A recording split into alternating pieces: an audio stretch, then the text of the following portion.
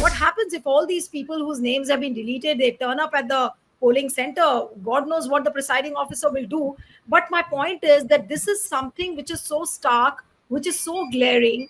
And why is the state election commission, or maybe the central election commission, why is it so blind to all these things?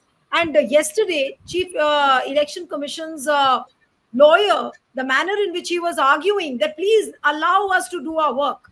Then Mr. Rakesh Dwivedi, who's the lawyer of the election commission, when Mr. Yogendra Yadav brought two people who were declared deceased on the voters list, and he brought them alive to the court. So he says, why are you doing this drama? I'm not able to figure out the reaction of the election commission. Mr. Rawat, if you could explain it, maybe we are trying to read in too much. But purely from the citizens' angle, from if you look at the things from the citizens' perspective, things don't look absolute. Things don't look fine at all. It appears that whatever is happening in the court was about to happen or imminent to happen, because when near the election you open the Pandora's box by way of intensive revision, you invite all kinds of trouble, because the stakes are very high. Allow me to interrupt you, sir. When you say that the election commission has opened a Pandora's box, what does that Pandora's box mean? It could mean collusion. It could mean some kind of a malified design. It could mean a conspiracy, which everyone is alleging that this is a big, big conspiracy to exclude a large chunk of voters, and especially who are SCs, OBCs, Muslims, women. So it does look like a conspiracy to you? None of these. The thing is, at the time of battle starting, you are opening up the doors, floodgates for all political parties, all stakeholders to meddle in the waters. Why, whatever way they want? Because it's elections are replacing battles and wars to decide the political conflict. So don't forget, millions used to die for deciding this political conflict. So elections are peaceful means of that. But peaceful doesn't mean that nothing will happen. If you open this kind of issue just before the election, you are in for trouble. You are in for trouble, because all the stakeholders will pull all their strings to do things to their liking, to make them win. All those things will happen, and these are happening. But these. How will the election commission justify these 65 lakh voter deletions? Because yesterday also, Justice Surikant was saying that you can make. Election commission also said that you can make your own claims and objections, and if you have any objections, you can come up. But is the time enough? Because by the time the people appeal, the elections will be notified, and the entire exercise will become fruitless. That's very important. In fact, you nailed the issue.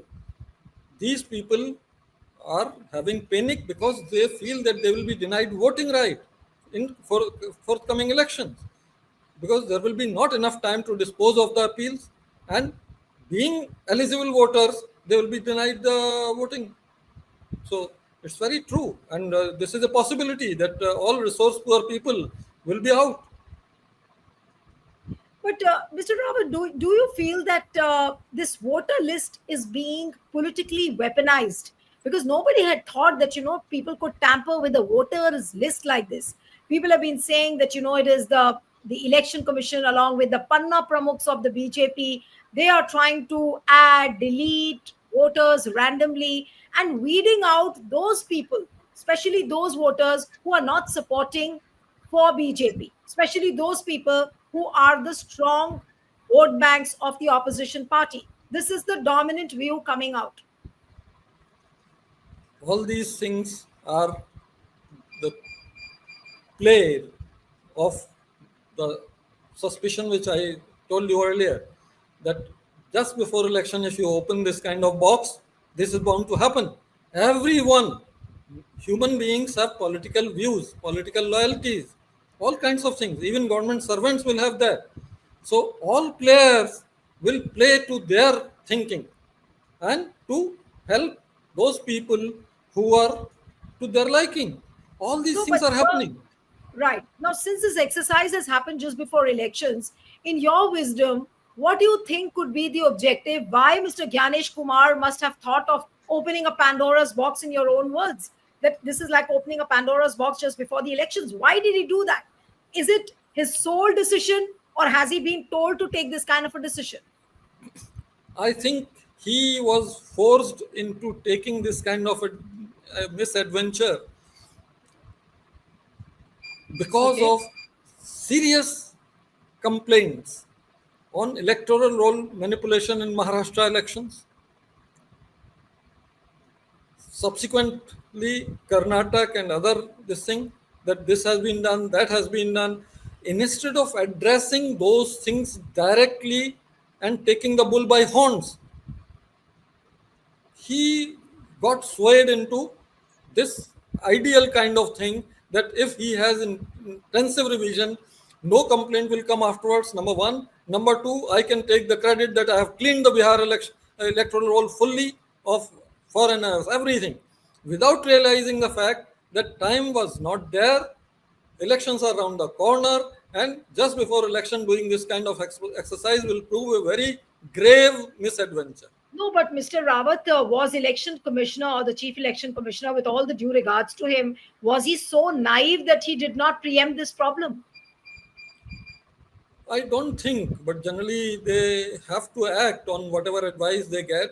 All the three of them sitting together, what are their sources of information? All those things come together and make up their decision. Right. Now, coming to Rahul Gandhi's expose, you must have seen the press conference which he did, and he picked upon one Vidhan Sabha constituency in Karnataka, and that is of Mahadevpura.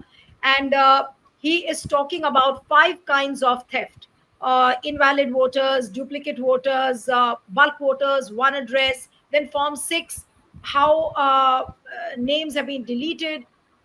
What do you really have to say about Rahul Gandhi's expose? Actually, there again, the election commission, if they had taken the clear stand that go in for investigation into all the allegations immediately and deliver all the facts based on an inquiry to public as well as to the complainant within a day or two, things would have sorted out. In fact, during my time when I was at the election commission, there was just such a complaint that 120 people in one address, zero address, so many migrated people, so many dead people. We immediately constructed teams for every ward and asked the complainant as well as other political parties to nominate one of their agents on the teams. And they did in one day 100% survey of house to house and came up with the findings, and all those findings were acted upon and matter was cleared within a day. So they could Yes, have sir. done it. Yes, Mr. Rawat, I do remember when you were in CEC, we used to work in the TV channels at that time. And since those times, we've been interviewing people like you, people like Mr. Qureshi. And I remember in my own history of whatever little time I've been into journalism, for the last 25 years almost, I do remember that whenever there was a doubt, the election commission always used to come forward and clarify those doubts. But since the tenure of Rajiv Kumar, it seems that the election commission's walls have become absolutely opaque. They do not invite any kind of doubts, any kind of suspicion. Now look at how the election commission responded when Rahul Gandhi's expose came out. They asked for an affidavit from Rahul Gandhi. Now, are they right in asking for an affidavit rather than clarifying the doubts?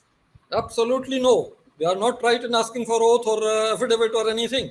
In fact, they would have solved the matter and come out with flying colors by instituting investigation and completing it within a few hours and coming out with facts.